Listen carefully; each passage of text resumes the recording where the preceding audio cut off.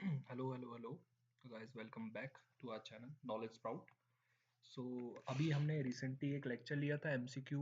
वो एमसीक्यू था for CBSE board. This MCQ is basically for UK board. ये previous year 2024 का science का बोर्ड का पेपर है। तो इसका एमसीक्यू और इसके 1 नंबर वाले क्वेश्चन हम देखते हैं कि कैसे कैसे हैं। तो let's begin. Okay okay okay. तो इसका क्वेश्चन नंबर 1 है, ethane molecular formula C2H6 has covalent bond. तो इथेन में कितने कोवेलेंट बॉन्ड होते हैं? तो इथेन यानी 2 कार्बन, तो कार्बन कार्बन, एक सिंगल बॉन्ड, फिर यहाँ पर इसमें बॉन्ड्स होंगे। तो कितने दिख रहे हैं आपको? 1 2 3 4 and 7। There are total 7 covalent bond. तो option second is correct. Question number second, the oxidizing agent in the following reaction is. ठीक है, तो यहाँ पर समझते हैं कि CuO का क्या हुआ है। Cu बन गया है CuO से, और H2 बन गया है H2O। पूछा क्या है क्वेश्चन में? Oxidizing agent. ठीक है, तो ऑक्सीडाइजिंग एजेंट वो होता है जो अपने साथी यानी जो उसके साथ दूसरा रिएक्टेंट होगा उसको ऑक्सीडेशन करवा दे। तो पहले तो हम पता करते हैं कि ऑक्सीडेशन हुआ किसका है। तो अगर हम केयरफुली देखें तो H2 से H2O बना है, तो ऑक्सीडेशन हुआ है इस हाइड्रोजन का H2 से H2O में। अब इसका ऑक्सीडेशन करवाने में मदद किसने करवाई है? CuO ने। तो ऑक्सीडाइजिंग एजेंट क्या हुआ? CuO। Option first is correct.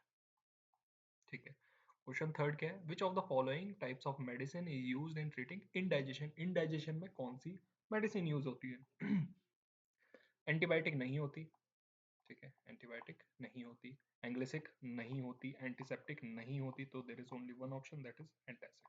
Antacid आपके इंडाइजेशन में इस्तेमाल होती है। हाँ, एक क्वेश्चन ये भी आ जाता है, what are the of uses of baking powder. तो बेकिंग पाउडर एक अच्छा एंटासिड की तरह भी यूज करा जा सकता है, बेकिंग पाउडर या बेकिंग सोडा। तो वो भी आप वहां पर एक यूज में डाल सकते हैं कि it can be use as an anti acid, antacid sorry. Next question, types of xylem in plants is the function the function of xylem in plants is. अब मैंने ये आपको बताया था क्लास 9 के लेक्चर में भी, फ्लोएम का काम है फूड और जाइलम का काम है वाटर एंड मिनरल्स। तो जहां पर आपको transport of water and minerals दिखे तो वो करेक्ट ऑप्शन है। ट्रांसपोर्टेशन ऑफ फूड नहीं, ट्रांसपोर्टेशन ऑफ ऑक्सीजन नहीं, transportation of amino acid no. Correct option is transport of water. Next question, bile is stored in human body in. तो life process का question आया है, bile कहाँ पर, bile juice कहाँ पर पाया जाता है? तो बाइल जूस जो पाया जाता है वो पाया जाता है आपके कहाँ पर? पेनक्रियास में। पेनक्रियास इसे सीक्रेट करता है। ओके ओके, गॉल ब्लैडर में नहीं होता, ऑफ कोर्स ब्रेन में नहीं होगा, किडनी में तो बिल्कुल नहीं। Moving on next, rate of flow of electric charge in the circuit is called what? Rate of flow of electric charge, जब भी आपको रेट शब्द दिखाई देगा तो ये इनविजिबल एक चीज लिखी हुई है यहाँ पर। रेट का मतलब होता है पर यूनिट टाइम। तो इलेक्ट्रिक चार्ज, ठीक है, यानी चार्ज पर यूनिट टाइम की यूनिट क्या होती है? चार्ज मतलब rate of flow of electric charge in a circuit क्या होता है? तो वो होता है हमारा what? It is electric current. Okay, current का फॉर्मूला होता है I is equal to Q upon T। Q, there Q is electric charge and T is per unit time. Okay, moving next, the power of convex lens is 2D। Power of convex lens हमें दिया गया है 2D। It's focal length will be what? तो power का formula क्या है? तो power equal to 1 upon focus. ठीक है, यानी फोकस का इनवर्स। हमको पावर दिया है 2, तो फोकस क्या होगा? 1 अपॉन 2। ठीक है, तो 1 upon 2 will be giving us 0.5। अब 0.5 व्हाट? 0.5 मीटर आता है वहां से। यहाँ पर आपको दिखेंगे तो ये सारे सेंटीमीटर में ऑप्शन में, इसको कन्वर्ट करेंगे तो you will get 50 centimetre. Okay, next, which of the following constitute a food chain. इनमें से निम्न में से कौन सा निर्माण हिंदी में नहीं पढ़ते इसे। Which of the following constitute a food chain, food chain को इनमें से कौन सा कंप्लीट करता है? ठीक है, तो आपको प्रोड्यूसर चाहिए इसमें, और प्राइमरी कंज्यूमर चाहिए, और फिर देन टर्शरी कंज्यूमर चाहिए। तो grass, wheat, mango no. Grass, goat, lion, it can be क्योंकि ग्रास को गोट खाएगा और गोट को लायन। गोट, काउ, एलिफेंट नहीं नहीं नहीं, हर्बीवोर इतने नहीं चाहिए ना, ये भी नहीं। तो the correct option is option number second. काफी इजी क्वेश्चन था, पर ये 1 नंबर का question. Right the name and symbol of the non-metal that exist in a liquid state at normal temperature, यानी at room temperature. कौन सा ऐसा non metal है जो लिक्विड स्टेट में पाया जाता है? तो अगर आपने प्रीवियस लेक्चर दिया होगा उसमें भी ये क्वेश्चन आया था, तो वो होता है हमारा ब्रोमीन, ठीक है। और ब्रोमीन का सिंबल होता है बी देन स्मॉल आर, क्या है हमारा ब्रोमीन। राइट द नेम, तो name is bromine, symbol is B R. Okay, next question, why does dry hydrochloric gas does not change the colour of dry litmus paper, why? तो अगर आपने acid पढ़ा होगा तो एसिड क्या होते हैं कि when which dissolve in water dissociate their H positive ion, hydronium ion जो निकालते हैं that is acid, gas form में इसका हाइड्रोनियम आयन प्रेजेंट नहीं होंगे, but in their liquid state वहां पर हाइड्रोनियम आयन होते हैं, तो वहां पर वो लिटमस कलर को चेंज करता है, लिटमस पेपर के कलर को, यहाँ पर नहीं करेगा, ठीक है। तो इसका क्वेश्चन अगर आप अटेम्प्ट करने जाओगे तो यूं बोलोगे कि यहाँ पर H पॉजिटिव आयन डिसोसिएट नहीं हो रहा है उसके वजह से। Next question, the radius of curvature of a spherical mirror is 20 centimeter, what will be its focal length? तो उसके लिए आपको पता होना चाहिए रेडियस ऑफ कर्वेचर होता क्या है। तो radius of curvature is nothing but double of focus, ये फोकस का डबल होता है। तो अगर ये 20 सेंटीमीटर है तो your focus will be 10 centimetre. Next, name a mirror that gives an erect and enlarge image of an object. पूछा क्या है, मिरर। कौन सा ऐसा मिरर है जो आपको इरेक्ट इमेज देगा? तो अगर आप केसेस याद करोगे, कनकेव मिरर के मैक्सिमम केसेस आपके कौन से हैं, रियल एंड इन्वर्टेड के। कौन से मिरर की बात कर रहा है ये बात कर रहा है कन्वेक्स मिरर की, ठीक है। फिफ्थ क्वेश्चन का आंसर है convex mirror. Next, right the chemical equation of photosynthesis. Chemical equation photosynthesis की क्या होगी? काफी सिंपल रिएक्शन है, अगर आपको थोड़ा थोड़ा बचपन का भी पढ़ा हुआ याद होगा तो प्लांट क्या क्या लेता था हमारा, CO2 carbon dioxide plus H2O,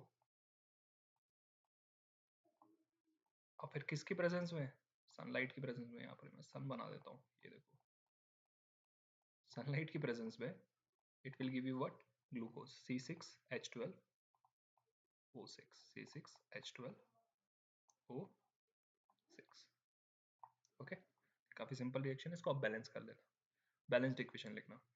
next question, why is tungsten almost used as a filament of electric bulb. Tungsten को क्यों यूज करा जाता है as a filament? Because tungsten has high melting and boiling point. इसका high melting और boiling point की वजह से ये यूज करा जैसा जाता है एज अ फिलामेंट, ठीक है, इन एन इलेक्ट्रिक बल्ब।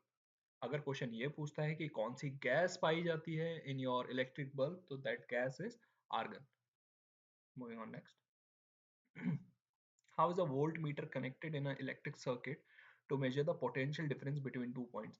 अब देखो, याद करो, अगर आपने केसेस पढ़े होंगे तो there are two types of connection, one is parallel connection, other one is series connection.